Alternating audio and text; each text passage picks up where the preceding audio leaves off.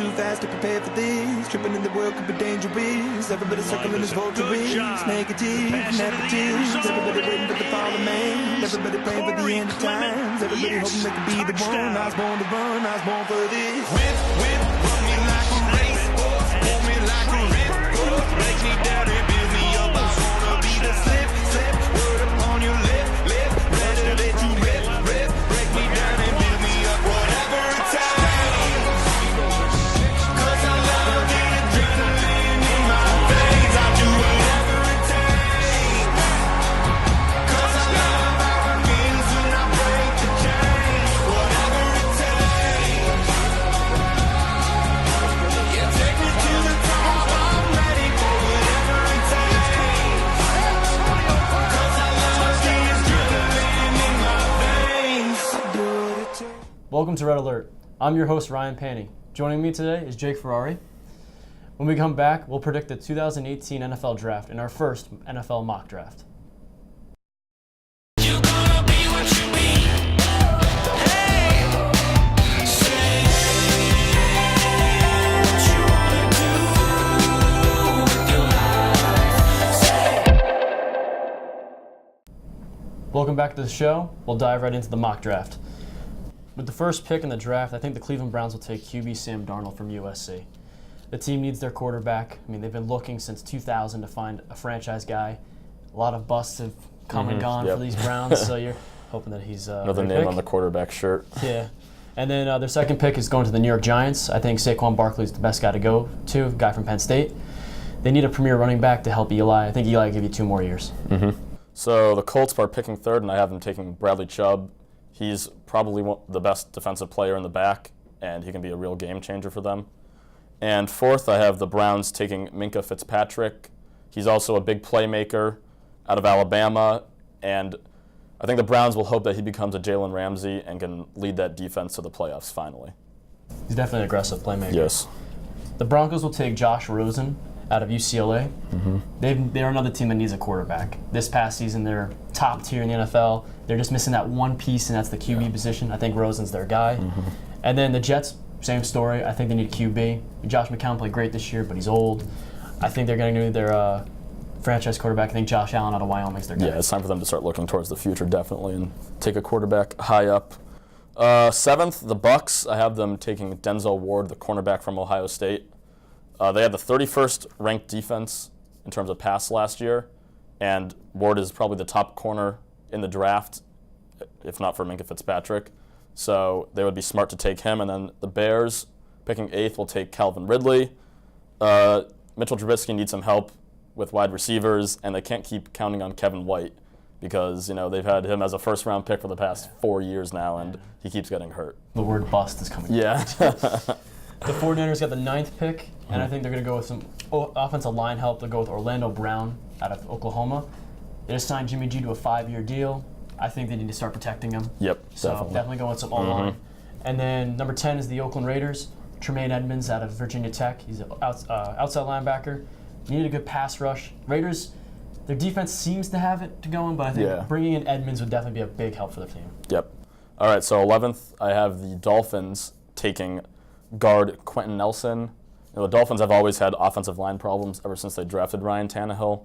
So, getting a guard like Nelson would really help protect him, especially after he had an injury, season-ending injury last year. And then the Bengals will also take an offensive lineman, tackle Connor Williams. They were really just horrible on the offensive line last year, and so taking Williams would be the smart pick.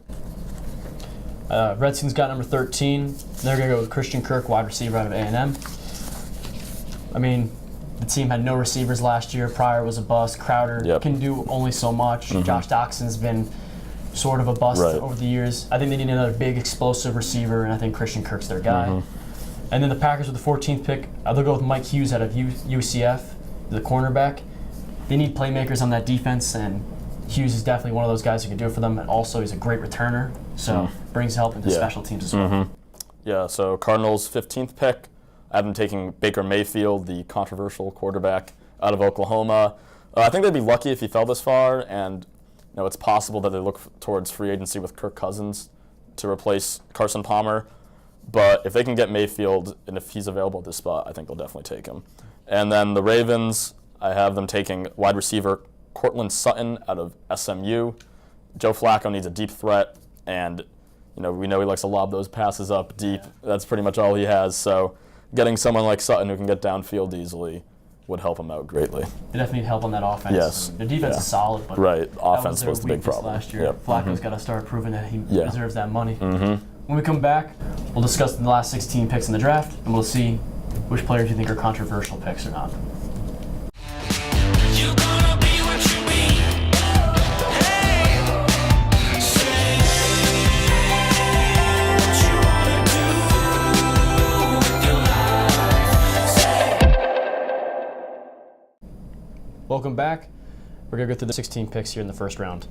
The Chargers have the 17th pick. I think they'll go with Mike McGlinchey out of Notre Dame. They need some more help on that offensive line. Need Melvin Gordon to move the ball, get some spaces for him, and obviously to protect veteran Phillip Rivers as he goes to the end of it. McGlinchey can move the line, pretty good against good against rushing attacks, so that should be good. And then the 18th pick is the Seahawks. I think they'll go with Josh Jackson out of Iowa, the cornerback. He's got good size and versatile for his position, can play inside and outside. And with that aging Legion of Boom, I think they can bring in a solid corner like Jackson to replenish it. You can even learn from some of those veteran players like Sherman. 19th, the Cowboys. I have them taking Darwin James, safety. I feel like the Cowboys would have made the playoffs last year if they didn't lose Ezekiel Elliott for those 6 games. So with James still on the board, he's the best player in the draft, so they should just take him. And then the 20th pick, the Lions are taking defensive tackle Vita Vea. He's a big guy, 6'4", about 320 pounds. And new head coach Matt Patricia probably wants his own defensive guy, someone like Vince Wilfork, who he helped coach in New England. And Vea, one of the best defensive tackles in the draft. So definitely, he's got good speed. He's very versatile also at the position. Yep. All right, picks 21 and 22. I get the Bills twice here, so let's see if I can get it right. I think the Bills take Lamar Jackson, quarterback from Louisville. I know there's been controversy with him. Some people have been comparing him to Vic. Some people are saying his arm's too weak. I think he's one of the most exciting quarterbacks in this draft, besides Mayfield, of course. But whenever he has the ball in his hands, very explosive, very quick, and he's got instinct to get to the goal line. So I think that's really good for them. And then their second pick, right back to back, I think they'll go with Deron Payne from Bama, the D tackle. He's great against the run. He replaced Marcel Darius, so they traded away the Jags this season. And they lost, obviously, with the veterans aging on the D-line, definitely can bring in some youth to learn from them and to replenish that defense. Yeah. So LA Rams have the 23rd pick, and I have them taking guard Will Hernandez. With Goff's improved play this year, I feel like protecting him should be their top priority, keeping him healthy. He's really the future of that franchise, so if they can keep him healthy, then they're going to be good for years to come, and Will Hernandez should help that. And then 24th, the Panthers, I have them taking James Washington, wide receiver. They traded Kelvin Benjamin, didn't really have any great wide receivers, and Cam Newton is a very good quarterback, so they should definitely get him some help outside of Greg Olsen. And Washington is a good downfield threat, and Cam should be able to get the ball to him. Yeah, got that vertical speed, definitely something that Cam can use besides him running the ball all the time. Yes. Titans got 25th pick. I think they'll go with Marcus Davenport from UTSA. Very long name. University of Texas, San Antonio. He's good against. He's very solid against the pass. Always gets in there. Very big guy. So I think the Titans could use him. Their offensive line solid. Make that defensive line solid. Yeah. And then the Falcons with 26th pick. I think we go with Maurice Hurst out of Michigan. D tackle. Very quick. Very aware. Yeah. There's been skeptics about him, but I think he's a very good player, and to build on that stout defensive line with the Falcons. The Saints, number 27, I have them taking Dallas Goedert, tight end out of San Diego State. He is the top tight end in the draft. The Saints really haven't had a great tight end since Jimmy Graham, and Breeze is getting older, so while he's still there, they might as well get him some help. So I think that would be a good pick by them. And then 28th, the Steelers, I have them taking Bama linebacker Rashad Evans. They need a replacement for Ryan Shazier, who had a very tragic injury at the end of last season. And, out of Bama linebacker, I think they'll hope that he can become a Dante Hightower type and be a leader on that defense, but definitely need some leadership. They do. I mean, Shazier's a big loss, so replacing him would be big for them. Yes. All right, 29th pick, the Jags. They go with Hayden Hurst, the South Carolina tight end.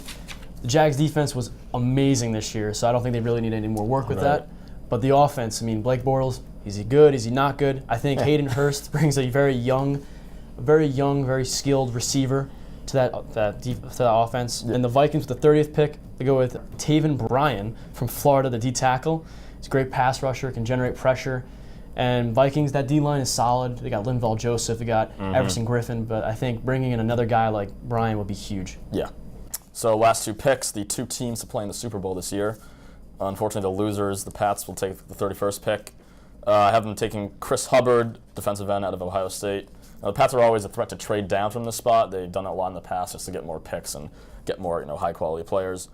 But the Patriots really need some help on the defensive line. They had no pressure on Nick Foles in that entire Super Bowl. So they should look for the defensive line for help. And the Eagles, I'm taking Ronnie Harrison. Ronnie's a stud. I mean, he played alongside Minka Fitzpatrick. Yes. Of course, a part of the Alabama national championship team. Very versatile. Yeah, and the Eagles kind of got torn up there in the Super Bowl. Their 505 yards by Brady. Yeah. So they could use some help in the secondary. Definitely for that team. Yeah. All right. As of right now, we finished the mock draft. Now, who do you think will be a bust in this draft or a controversial pick? Well, I'm going to say that your first overall pick, Sam Darnold, is going to be a bust. Just something about USC quarterbacks I don't really trust. Yeah. I mean, Carson Palmer had success. He had a long career, but other than that, these guys coming out, Barkley didn't do anything. Sanchez didn't do anything. Castle had a few good years, but he didn't really do anything. And Darnold really didn't put up great numbers this year. Everyone expected him to put up, fantastic numbers.